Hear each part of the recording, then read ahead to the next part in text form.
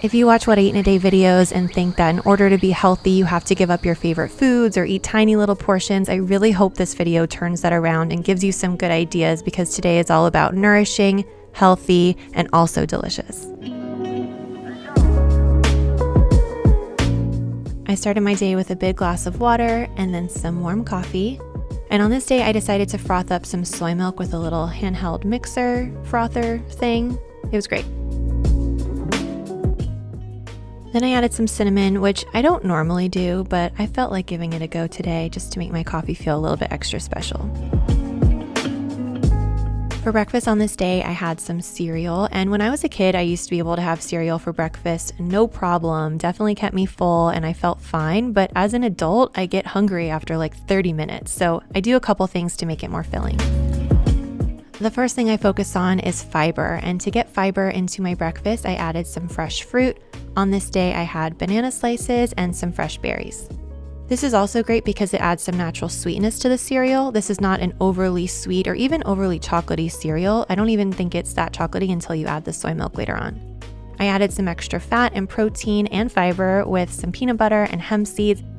And then a big game changer for me is to use soy milk. I love all different kinds of plant milks, but for cereal, I find that soy milk is great because it adds protein. This is about 9 grams of protein per cup, and it's also fortified with vitamin B12 and calcium and vitamin D and all that good stuff. This breakfast is full of complex carbohydrates, fiber, protein, healthy fats, and it makes me feel really good. But honestly, the reason that I love it is because it's delicious. There's just something about a bowl of cereal in the morning. It's so good. What's up, guys? If you are new here, my name is Nicole, also known as Nikki Vegan, and in this What I Eat in a Day video, I'm going to be showing you how I like to eat in a way that is not about eating less, it's not about not eating the foods I love, it's not about giving up my favorite comfort foods, but it's really just about finding ways to make them a little bit more wholesome, a little bit more nourishing, and really delicious so that I feel good, but I also feel good because I'm eating my favorite foods. I love that. I love finding that happy place, that sweet spot, that balance, if you will. And not every day is perfect. There are some days that are way junkier than others, but for the most part, I really like to find ways to take the foods I already loved before going vegan, especially the ones I loved when I was a kid, like those real classic comfort foods, and just changing them and make them a little bit healthier. It's really about what I can add to the plate and make it a little bit healthier. So throughout this video, you are going to see how I replace the less healthy items with healthier alternatives rather than just totally cutting them out of my life, because I don't believe in deprivation. I don't believe in not enjoying the foods that you love. It's just about finding plant-based alternatives and how you can really accentuate them and add more healthy, nourishing foods to your plate. So I hope that you guys enjoy this video. I definitely go ahead and give it a thumbs up if you are excited about What I Eat in a Day videos. Later on in this video, you are also going to see one of my favorite new fizzy drinks. And if you are a soda lover, you're going to want to stay tuned. I teamed up with Olipop because when I was a kid and I would get a lot of fast food, my favorite combination was like a burger or pizza with a soda, and this is a way to kind of get that same flavor profile but a lot healthier, all vegan, and really fun flavors too. So that's going to be towards the end of this video, but for now, let's get back to lunch. So I recently did a lunch video where I made potato nachos, and I had some leftover chili, and I kind of wanted to do something similar, but I didn't have a lot of chili, so I decided to bulk it up with some cauliflower rice. Frozen cauliflower rice is a lot more affordable than fresh cauliflower, and it's a really great way to add a little bit of bulk to soups, pastas, chili, really anything. Even tofu scramble, I add it all the time. So while that was heating up, I went ahead and made kind of like a sour cream for the chili. This is just some vegan yogurt and some hot sauce. And this is kind of like the cilantro yogurt sauce that I make, but without the cilantro or the lime. It's just like a seasoned sour cream. At this point, it was just a couple minutes later, my chili was warmed through, thickened up nicely, and I decided to add a couple handfuls of spinach. This is a great way to sneak in some greens if you're someone who doesn't love eating salads or doesn't like the taste of greens. It's really easy to throw greens into pasta or soup or chili.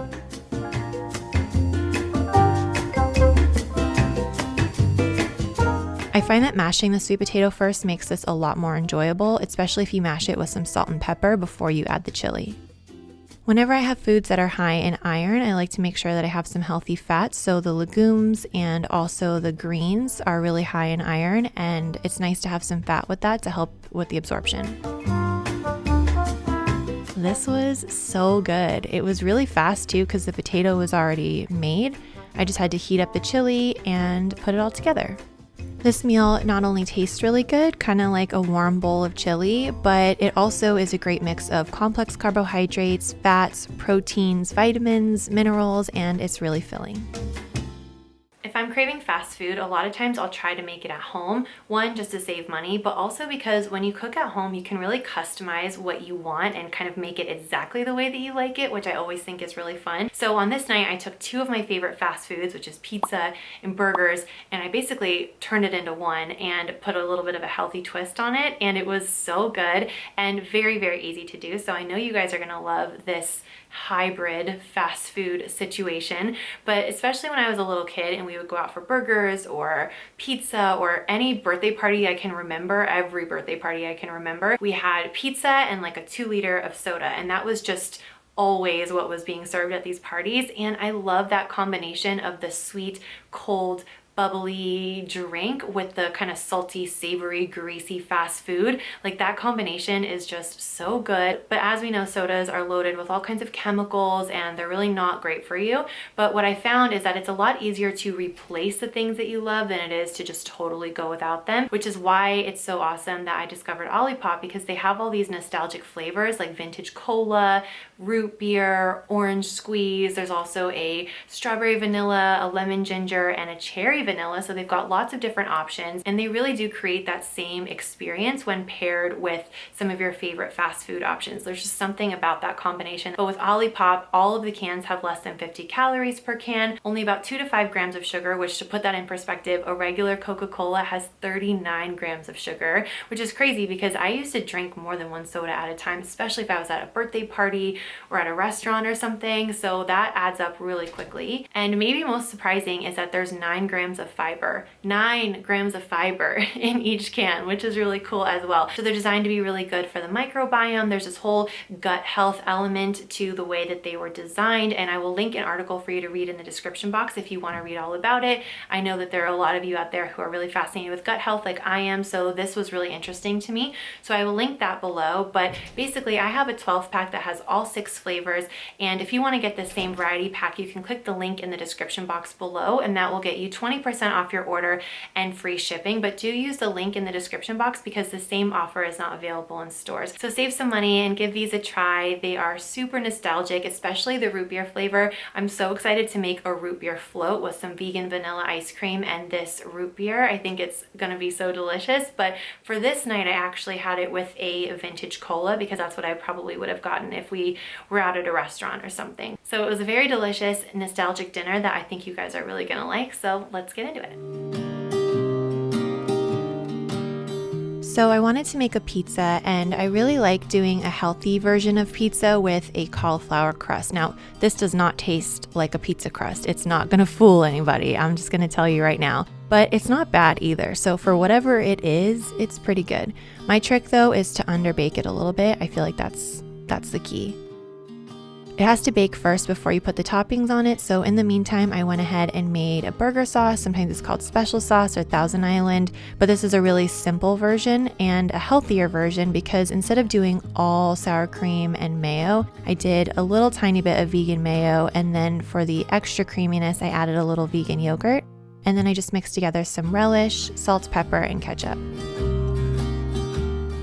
I also went ahead and made a honey mustard dressing. Actually, it's a maple mustard dressing from my salad. I love honey mustard with fast food, so I figured this would be a really great way to incorporate those flavors. And also the tahini is a nice way to get some calcium and some fiber and some protein. So I had this on the side. And when the pizza crust was ready, I went ahead and assembled it just like I would a veggie burger. So instead of pizza sauce, I did ketchup and mustard. And this part is so fun. It makes me feel like I'm finger painting. If you have kids in the house, they're definitely going to want to help with this part because it really is fun to do. Then I added some veggie burger on top. This is just a frozen veggie burger from Trader Joe's, and I kind of crumbled it up so it was crispy and put it on top. I sprinkled on some vegan cheese and then I popped this in the oven just to melt the cheese for a couple minutes. And when it came out of the oven, all I did was topped it with some of my favorite burger toppings. So shredded lettuce, really nice and cold, I think is key. And then some finely chopped red onion and some pickles. This is maybe a little bit strange when you first see it, but when you taste all these flavors together, it really does taste like a cheeseburger. You've got the burger, you've got the ketchup, you've got the mustard, the special sauce, the vegan cheese, but then you have that cold, crunchy contrast of the lettuce and that kind of sweet and tangy red onion and the briny, salty pickle. Everything works together in such a delicious way, and I really hope you guys will try this pizza because it is so good. It was really good with the Olipop vintage cola as well. Perfect combination, very nostalgic. And having this salad on the side was also really nice because it kind of made the meal a little bit more filling and was also very flavorful in and of itself.